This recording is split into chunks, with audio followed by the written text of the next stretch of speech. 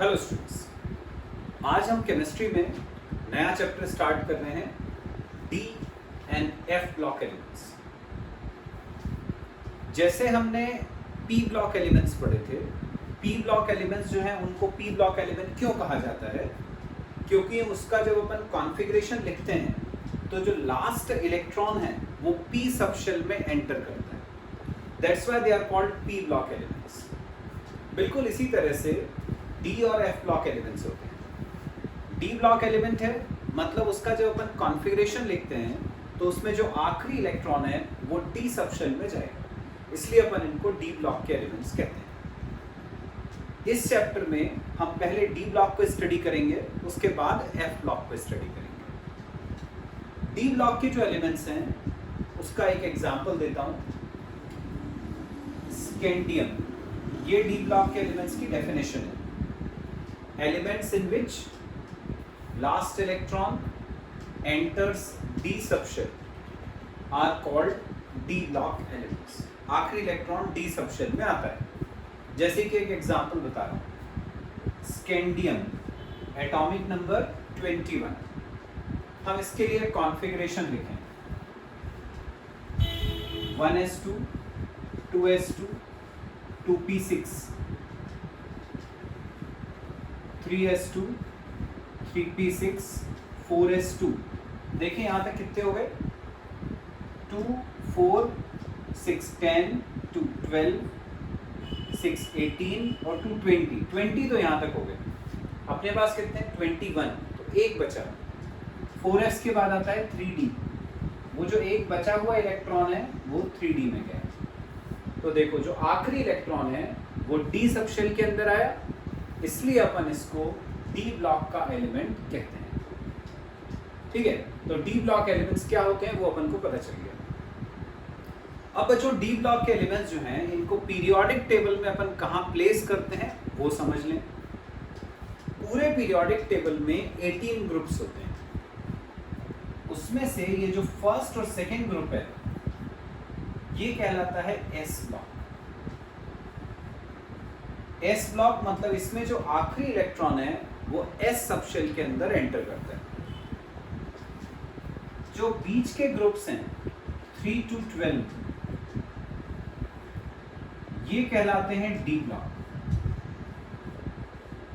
इसमें जो आखिरी इलेक्ट्रॉन है वो डी सबशेल में एंटर करता है।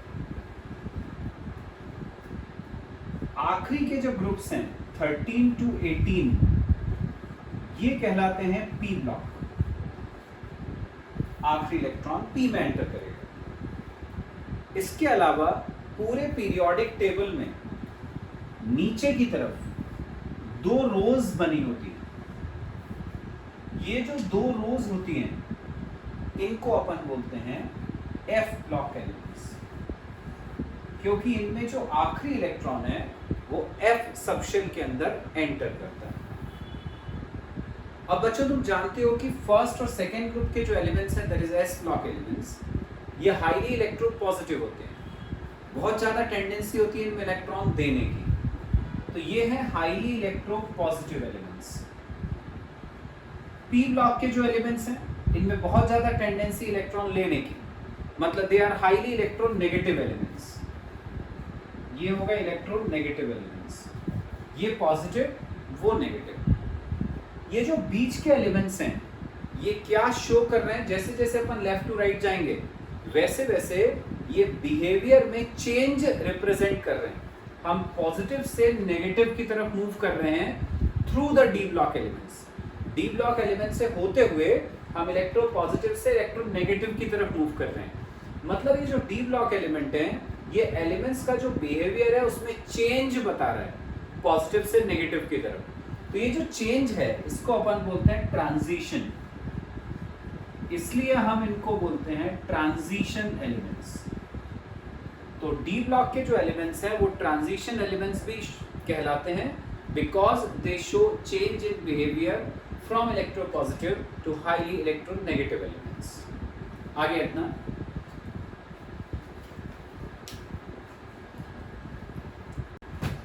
अब बच्चों अपन देखते हैं डी ब्लॉक एलिमेंट्स का इलेक्ट्रॉनिक कॉन्फ़िगरेशन।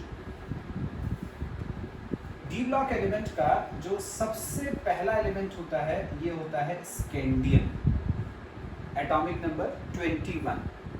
अभी हमने इसका कॉन्फ़िगरेशन लिखा था 1s2 2s2 2p6 3s2 3p6 4s2 3d1, ये इसका कॉन्फ़िगरेशन। बच्चों अगला एलिमेंट होता है इसका टाइटेनियम, एटॉमिक नंबर 22। इसका कॉन्फ़िगरेशन लिखेंगे तो क्या होगा, 22 है मतलब एक इलेक्ट्रॉन बढ़ गया। तो ये कॉन्फ़िगरेशन पूरा ऐसे ही रहेगा, यहाँ हो जाएगा 4s2 3d2। ऐसे एक एलिमेंट होता है जिंक, एटॉमिक नंबर 30। 30 के लिए यदि कॉन्फ़िगरेशन लिखोगे तो देखो यहां तक तो 20 हो ही जाता है, बचे 10, डी के अंदर 10 आ सकते हैं। तो इसका कॉन्फ़िगरेशन ये एज इट इज रहेगा, यहाँ 4s2 3d10। मतलब तुम देख रहे हो कि सबका जो कॉन्फ़िगरेशन है उसमें एक चीज यहां से यहां तक कॉमन आ रही है, सब में 4s2 आ रहा है, लेकिन 3d की वैल्यू 1 से लेकर 10 तक इंक्रीज हो रही है। 4s2 सब में आया और 3d की वैल्यू 1 से लेकर 10 तक बढ़ गई। तो 4s2 3d 1 to 10। लेकिन स्कैंडियम और जिंक के बीच में ही एक एलिमेंट होता है क्रोमियम, एटॉमिक नंबर 24। उसका कॉन्फ़िगरेशन देखो 24 का, ये 11th क्लास में पढ़ा है, एक्सेप्शनल कॉन्फ़िगरेशन होता है 1s2 2s2 2p6 3s2 3p6 4s2, यहां तक 20 हो गए, 24 थे, बाकी बचे 4, वो 3d में गए, 3d4। पर तुमने लास्ट ईयर पढ़ा है कि कोई भी एटम ये कोशिश करता है कि या तो उसका सबशेल कंप्लीटली फिल्ड हो, नहीं तो एग्जैक्टली हाफ फिल्ड हो। अब अपन को पता है डी को कंप्लीटली फिल होने के लिए 10 इलेक्ट्रॉन लगते हैं, एग्जैक्टली हाफ फिल के लिए 5। तो डी क्या करेगा, यहां से एक इलेक्ट्रॉन ले लेगा ज्यादा स्टेबिलिटी गेन करने के लिए। तो इसका कॉन्फ़िगरेशन किस फॉर्म का हो जाएगा, यहां तक ऐसे ही रहेगा, इधर हो जाएगा 4s1 3d5। इसका मतलब ये हुआ कि अभी तक जैसे अपन देख रहे थे कि सारे एलिमेंट्स में 4s2 आ रहा है, बीच का एक ऐसा एलिमेंट है जिसमें 4s1 आ जाता है, ये 4s1 3d5 के फॉर्म का हो गया क्रोमियम। ऐसे यदि अपन कॉपर देखें, एटॉमिक नंबर 29 का जो कॉन्फ़िगरेशन है वो जिंक से एक कम, मतलब क्या हो जाएगा, जैसे ये 4s2 3d10 है, उससे एक इलेक्ट्रॉन कम, तो 4s2 3d9। अब फिर वही डी ये कोशिश करेगा कि उसका सबशेल जो है वो कंप्लीटली फिल्ड हो जाए, नहीं तो एग्जैक्टली हाफ फिल्ड हो जाए। कंप्लीटली फिल करना है उसको, तो वो इसमें से एक इलेक्ट्रॉन ले लेगा। तो अब इसका कॉन्फ़िगरेशन हो गया 4s1 3d10, ऐसा हो गया कॉन्फ़िगरेशन। तो इसका मतलब बच्चों अपन यदि सारे कॉन्फ़िगरेशंस को ऑब्जर्व करें तो एक चीज अपन को समझ में आ रही है कि 4s के ऊपर या तो 1 आएगा या 2 आएगा, ठीक है, कहीं 1 आ रहा है कहीं 2 आ रहा है। डी की वैल्यू 1 से लेकर 10 तक जा रही है, 10 से ज्यादा हो नहीं सकता, डी के अंदर मैक्सिमम 10 इलेक्ट्रॉन्स होते हैं, एस के अंदर 2 से ज्यादा नहीं हो सकता। तो इसका मतलब इसका जो कॉन्फ़िगरेशन है उसमें ऐसा नहीं है कि एस के ऊपर 2 ही आएगा, 1 भी आ सकता है 2 भी आ सकता है, और डी के ऊपर 1 से लेकर 10 तक का कोई भी नंबर आ सकता है। इसका मतलब ये हुआ कि अपन इसका एक जनरल कॉन्फ़िगरेशन लिख सकते हैं। स्कैंडियम से जिंक तक का यदि अपन जनरल कॉन्फ़िगरेशन लिखें तो वो ऐसे फॉर्म का हो गया 4s 1 या 2, 1 से लेके 2 तक, 3D 1 से लेके 10 तक। ये अपन ने स्कैंडियम से जिंक तक के जो एलिमेंट्स हैं उनके लिए एक जनरल कॉन्फ़िगरेशन लिख लिया। बच्चों डी ब्लॉक के जो बाकी एलिमेंट्स होते हैं उनका कॉन्फ़िगरेशन भी इसी टाइप का होता है। इसमें तुम देखो जो सबसे बड़ा ऑर्बिट है, जैसे इसमें सबसे बड़ा ऑर्बिट है 4th ऑर्बिट, वो पहले लिख रहे हैं अपन s के साथ। उसके अंदर वाला जो ऑर्बिट है 3rd ऑर्बिट, वो d के साथ। मतलब इसमें जो आखिरी इलेक्ट्रॉन आता है वो लास्ट ऑर्बिट में नहीं आता, उससे पहले वाले ऑर्बिट में आता है। ठीक है, लास्ट से पहले वाले ऑर्बिट में आता है।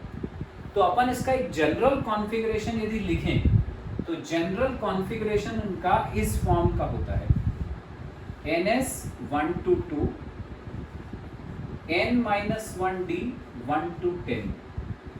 ये होता है इनका जनरल कॉन्फ़िगरेशन। ठीक है, क्योंकि आखिरी जो ऑर्बिट है उसके अंदर s सबशेल भरता है जिसमें 1 या 2 इलेक्ट्रॉन होते हैं, उससे पहले वाले के अंदर इलेक्ट्रॉन्स एंटर करते जाते हैं जो d को 1 से लेकर 10 तक फिल करते हैं। तो डी ब्लॉक एलिमेंट्स का जनरल कॉन्फ़िगरेशन ये होता है, ns 1 to 2, n-1d 1 to 10। Got it? अब बच्चों जो डी ब्लॉक के सारे एलिमेंट्स हैं, ट्रांजिशन एलिमेंट्स जिनको अपन कहते हैं, उनको पीरियोडिक टेबल में हमने पढ़ा 3 से 12 ग्रुप के बीच में अरेंज करा जाता है। ये जो 3 से 12 तक के ग्रुप हैं, इनके अंदर इन एलिमेंट्स को रखा जाता है 4 सीरीज में, एक के नीचे एक एक सीरीज है। जो पहली सीरीज है इसको हम बोलते हैं फर्स्ट ट्रांजिशन सीरीज। ये जो फर्स्ट ट्रांजिशन सीरीज है इसी का ही दूसरा नाम है 3D series. First transition series या उसी का दूसरा नाम 3D सीरीज। ये जो 3D सीरीज होती है इसके अंदर एलिमेंट्स होते हैं स्कैंडियम जिसका एटॉमिक नंबर 21 है, उससे जिंक एटॉमिक नंबर 30 तक। ये 3 से लेके 12 ग्रुप तक 10 एलिमेंट्स आएंगे, 21 स्कैंडियम टू 30 जिंक। ये पहली सीरीज कहलाती है। सेकेंड, दूसरी ट्रांजिशन सीरीज 4D सीरीज कहलाती है। 3D सीरीज क्यों बोला? अभी अपन ने स्कैंडियम और जिंक का कॉन्फ़िगरेशन लिखा था, आखिरी इलेक्ट्रॉन कहाँ आ रहा था? 3D में, इसलिए अपन उसको 3D सीरीज बोलते हैं। इसमें 4D में आएगा इसलिए 4D सीरीज बोलते हैं।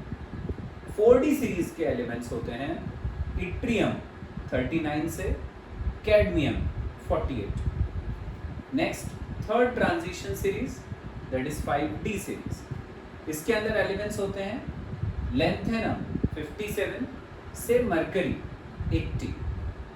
उसके बाद फोर्थ और last transition series 6D series. Elements आते हैं एक्टिनियम 89 टू रदरफोर्डियम 104।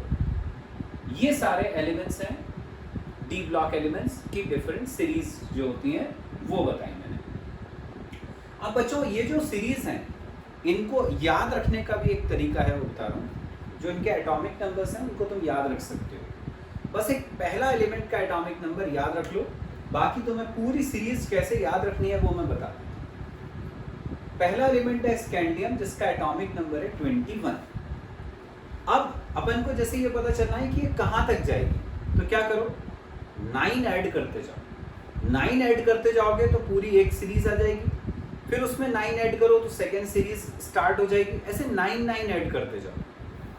21 से स्टार्ट हुई, प्लस 9 करा 30, ये लास्ट एलिमेंट आ गया 30। एटॉमिक नंबर याद रखना है 30 जिंक का होता है, तो 21 में 30 ऐड करके पहली सीरीज बन गई। अब ये जो 30 आया उसमें 9 ऐड कर दिया 39 एटॉमिक नंबर होता है एट्रियम का, तो पहला एलिमेंट पता चल गया। 9 ऐड करा 39 प्लस 9 48 लास्ट एलिमेंट आ गया, कैडमियम होता है वो याद रखना है। 48 प्लस 9 करा 57 अगला एलिमेंट आ गया लेंथेनम। अब लेंथेनम के बाद में क्या होता है, यहाँ पर 57 के बाद जो अगला 58 एटॉमिक नंबर वाला एलिमेंट होता है, उसका यदि तुम कॉन्फ़िगरेशन लिखोगे 58 के लिए, तो आखिरी इलेक्ट्रॉन डी सबशेल में नहीं जाएगा, वो एफ में जाता है। इसका मतलब कि 58 वाला जो है वो डी ब्लॉक का एलिमेंट नहीं होगा, वो हो गया एफ ब्लॉक का एलिमेंट। एफ ब्लॉक के एलिमेंट्स अपन ने पढ़ा था पूरे पीरियोडिक टेबल में नीचे की तरफ लिखे जाते हैं। जैसे 58 वाला है वैसे 59, 60 ऐसे टोटल 14 एलिमेंट्स जो हैं वो एफ ब्लॉक के एलिमेंट्स होते हैं लेंथेनम के बाद वाले। तो ये जो 14 एलिमेंट्स हैं उनको छोड़ दो, तो 57 के बाद अपन ने 14 छोड़ दिया। अब 57 प्लस 14 कितना होता है, 71। तो 71 तक अपन ने छोड़ दिया, तो अगला कहाँ से स्टार्ट होगा, 72 से। तो इसके बाद जो अगला एलिमेंट आने वाला है डी ब्लॉक का, उसका एटॉमिक नंबर है 72। अब 72 से अपन को स्टार्ट करना है। अपन वैसे कितना ऐड कर रहे थे, एक एक सीरीज में 9 ऐड कर रहे थे, लेकिन क्योंकि अपन एक एलिमेंट ऑलरेडी ले चुके हैं तो अब अपन को 8 ऐड करना है। तो 72 प्लस 8 80 होता है मरकरी। तो ये अपना मरकरी है, ठीक है। अब 80 के बाद फिर 9 ऐड करा तो हो गया 89 होता है एक्टिनियम, ये एक्टिनियम। फिर उसके बाद के 14 एलिमेंट एफ ब्लॉक के हो जाएंगे, उनको छोड़ दो। तो 89 प्लस 14 तो ये हो गए अपने 103, वो हमें छोड़ दिया। अगला 104, तो 104 वाला नेक्स्ट एलिमेंट, 104 वाला होता है रदरफोर्डियम। आरएफ मतलब रदरफोर्डियम, ये अपना नेक्स्ट एलिमेंट हो गया। आ गया, इसमें अपन को आगे कुछ ऐड नहीं करना है। जैसे अपन ने इसमें ऐड करा था 57 के बाद 14 छोड़ा, 71 तक छोड़ दिया, 72 में 8 ऐड करा तो लास्ट आया। वैसे अपन ने इसमें 14 छोड़े तो 103 तक छोड़ दिया, 104 लास्ट हो गया। इसके आगे ऐड नहीं करना है क्योंकि ये ग्रुप, क्योंकि ये पीरियड जो है वो अभी इनकम्प्लीट है, इसलिए अभी आगे के एलिमेंट्स अपन को नहीं लिखने हैं। तो लास्ट इसमें जो है वो यही है, रदरफोर्डियम। आगे समझ में? तो ये बच्चों अपनी 4 ट्रांजिशन सीरीज हो गई। अब बच्चों अपन देखते हैं इनकी जनरल कैरेक्टरिस्टिक्स। फर्स्ट है metallic character. D block elements have low ionization energy, therefore they easily lose electrons to form cations, hence they are metallic। देखो बच्चों, अपन ने इनका जो कॉन्फ़िगरेशन देखा था उसमें हमने क्या देखा कि जो आखिरी वाला ऑर्बिट है उसमें इनके पास 1 या 2 इलेक्ट्रॉन थे। जैसे मैंने फर्स्ट जो ट्रांजिशन सीरीज थी उसका कॉन्फ़िगरेशन बताया था, 4s 1 to 2, 3d 1 to 10 के फॉर्म का होता है। तो जो बड़ा ऑर्बिट है, 4th ऑर्बिट, उसमें तो आखिरी में या तो 1 या 2 इलेक्ट्रॉन है। बिल्कुल इसी तरह का कॉन्फ़िगरेशन तो s ब्लॉक का भी होता है। फर्स्ट ग्रुप का जो होता है उसके आखिरी ऑर्बिट में 1 इलेक्ट्रॉन होता है, जो सेकेंड ग्रुप होता है उसके आखिरी ऑर्बिट में 2 इलेक्ट्रॉन होते हैं। तो जैसे फर्स्ट और सेकेंड ग्रुप के एलिमेंट्स मेटल्स होते हैं क्योंकि उनमें आखिरी ऑर्बिट में 1 या 2 इलेक्ट्रॉन है जो वो आसानी से लूज कर सकते हैं, बिल्कुल वैसे ही तो यहाँ पर है। इनके भी जो आखिरी ऑर्बिट है उसके अंदर 1 या 2 इलेक्ट्रॉन है जो ये इजीली लूज कर सकते हैं। इनकी आयनाइजेशन एनर्जी भी लो होती है तो और आसानी से दे देंगे। Therefore they are metallic in nature, इसलिए ये मेटालिक होते हैं। पहली प्रॉपर्टी होगी। Second characteristic, melting and boiling points. They have high melting and boiling points due to covalent bonding by unpaired d orbital electrons. इसका मतलब समझते हैं, ये कुछ नई चीज है। अपन ने देखा कि इनके अंदर इलेक्ट्रॉन्स डी सबशेल में एंटर करते हैं।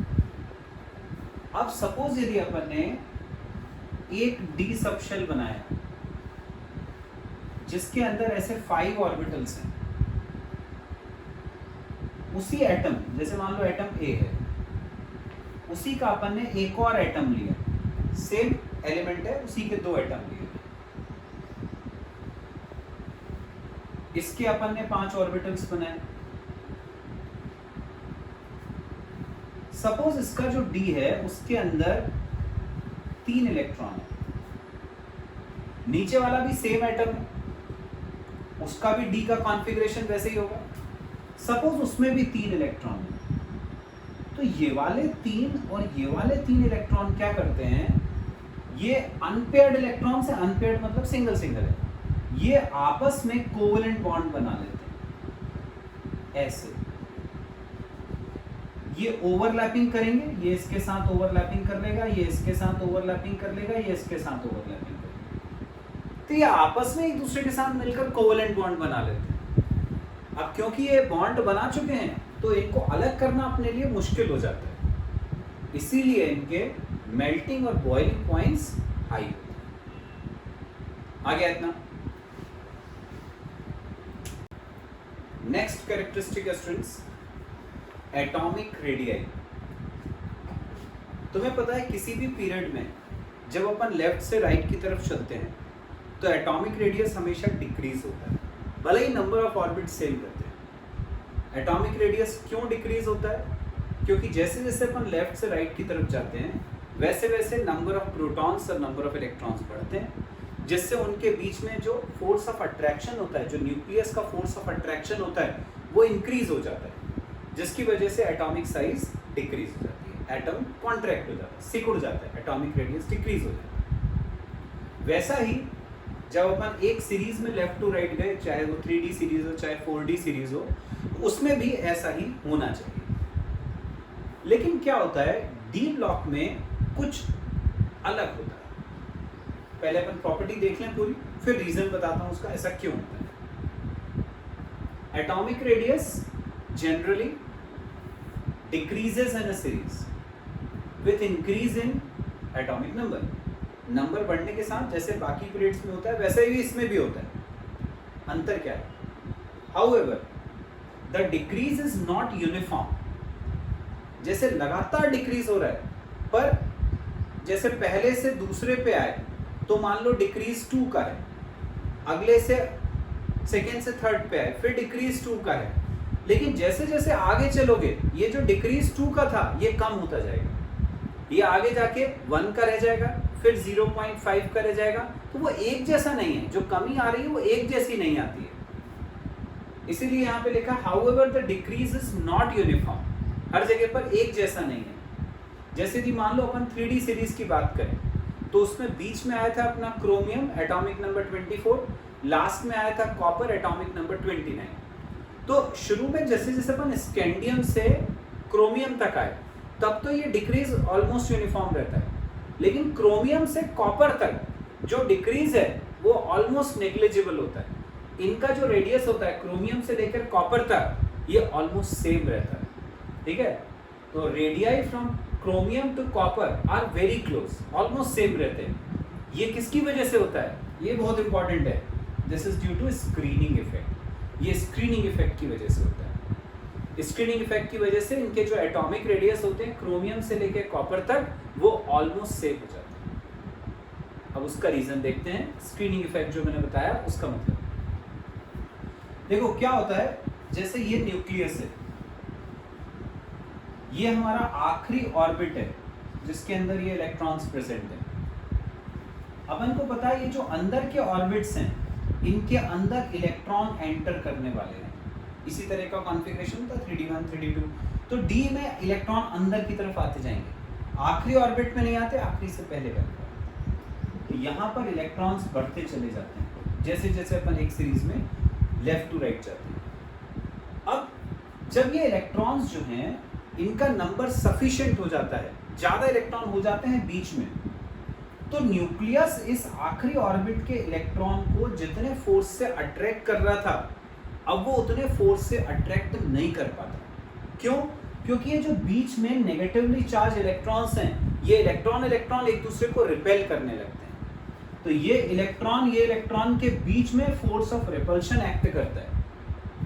तो ये जो न्यूक्लियस का पॉजिटिव चार्ज है वो आखिरी ऑर्बिट वाला जो इलेक्ट्रॉन है उसको अपनी तरफ उतना अट्रैक्ट नहीं कर पाता जितना कि ये इलेक्ट्रॉन्स यदि नहीं होते या कम संख्या में होते तो करता है। समझ में? मतलब ये जो बीच में इलेक्ट्रॉन्स के बीच में फोर्स ऑफ रिपल्शन एक्ट कर रहा है, ये इन दोनों के बीच में जो फोर्स ऑफ अट्रैक्शन एक्ट कर रहा था उसको कम कर देता है, उसके इफेक्ट को कम कर देता है। इसलिए ये आखिरी ऑर्बिट को न्यूक्लियस अपनी तरफ उतना अट्रैक्ट नहीं कर पाता, इसलिए एटॉमिक साइज जो होती है वो रेगुलरली डिक्रीज नहीं होती, यूनिफॉर्मली डिक्रीज नहीं होती। ठीक है, at the end of the series क्या होता है, सीरीज के एंड में क्या होता है, atomic radius increases towards the end of the series because of increased force of repulsion. ये जो इलेक्ट्रॉन्स थे ये एक दूसरे को रिपेल कर रहे थे, सीरीज के एंड में क्या होता है, इनके बीच में रिपल्शन इतना ज्यादा हो जाता है कि वो फोर्स ऑफ अट्रैक्शन को खत्म कर देता है और ये रिपल्शन जो है वो ज्यादा हो जाता है, जिसकी वजह से at the end of the series atomic size increase हो जाती है, जैसा बाकी पीरियड्स में नहीं था। आया समझ में? तो ये कुछ अलग बिहेवियर शो करते हैं बाकी पीरियड्स के कंपैरिजन में। आ गया समझ में? नेक्स्ट कैरेक्टरिस्टिक है एटॉमिक वॉल्यूम।